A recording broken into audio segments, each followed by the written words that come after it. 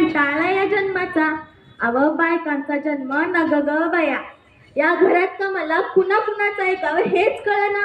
सकाळपासून ते रातपर्यंत नुसतं काम काम आणि काम.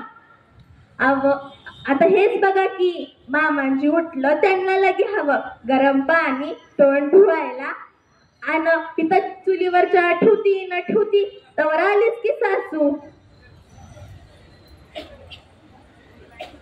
पारे अगे पारे त्या गुडामागची झाड लोट कोण करायचं ग का तुझा बा येऊन करायचा काय. आत्ता ग बया. अव अव अव अव हे अव सासू असं म्हणती तरी बया मी गप बसती. माझी ननंद मोठी जाती शाळेला. तिची एनी करा तिची फनी करा तिला शाळेला धाडाव. जळली मेली ती शाळा असं मी माझ्या मनात म्हणलं बर का. तरी बाय मी गप बसते. तवर आलंच की दीर आणि म्हणतात कशी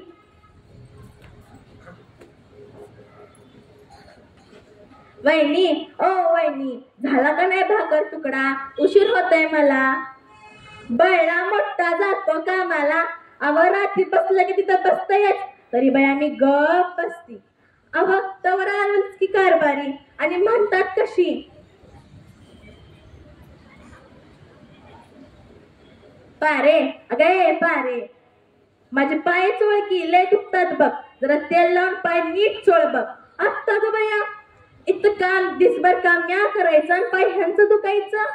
तसं नव्ह ग पारे. शेत हाय लांब येऊन जाऊनच पाय दुखतात बघ. तर तुझ्या बाला सांगे कधी फटफटी द्यायला.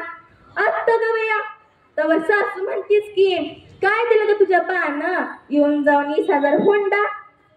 तरी बाई आम्ही गप बसते. पण आता काय मी गप बसणार नाही. तडकत जाते बाहेर आणि काढते ह्यांची फटफटी. आवाज त्या शहराचं पण काय खरं नाही बर का.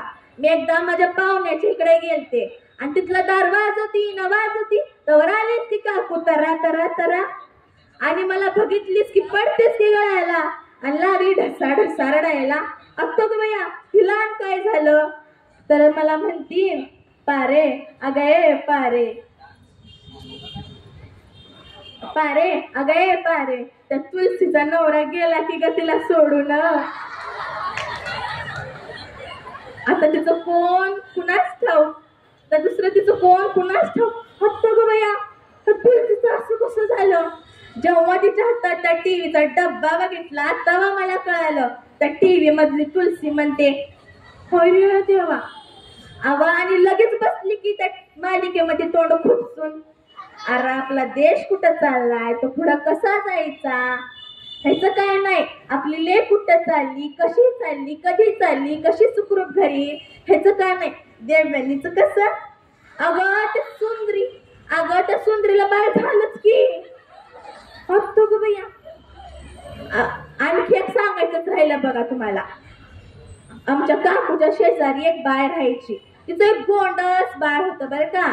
मग ती रोज सकाळी नीटनेटकी साडी नेसायची लाली पालिशी करायची नट्टापट्टा करायची आणि जायची की बगलात परत सडकावून लुटू लुटू लुटू. अव पण अव मी तिला एकदा विचारलं काय गाय नट मोकळे जातीच्या बाळाला सोडून आणि ती समजायला.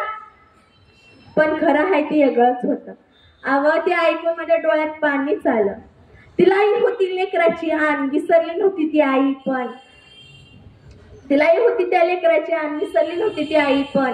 त्या घरातल्या 4 भिंतीची एक भिंत ती हाय.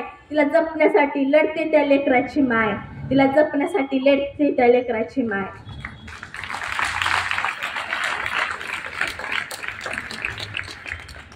अव म्हणाली की मला अमृताचा बाटला कुठं जावं त्यांना जावं पण माझ्या लेकराला उराशी घट्ट पकडून राहावं. मला स्वप्न आहे त्याला बघावं त्याच्यात माझं अंतःकरण भरावं. अव माझं अंतःकरण भरावं.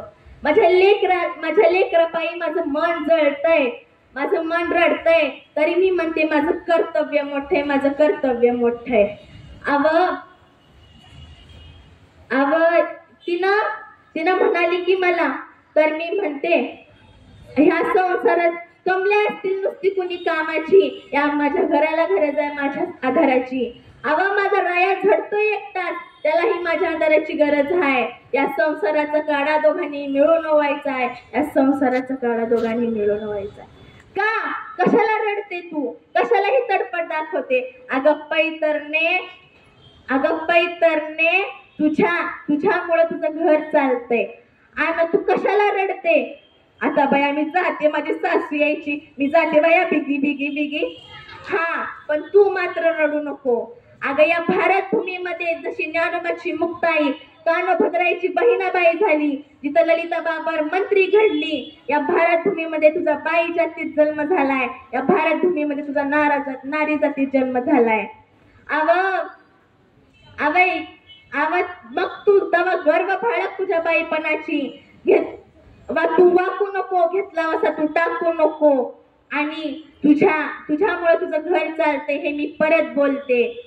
घेतला असा तू टाकू नको. अगं समजा जग आहे तुझ्या माग, तर तवा तू कर्तव्य विसरू नको. तुझं कर्तव्य तू विसरू नको. धन्यवाद.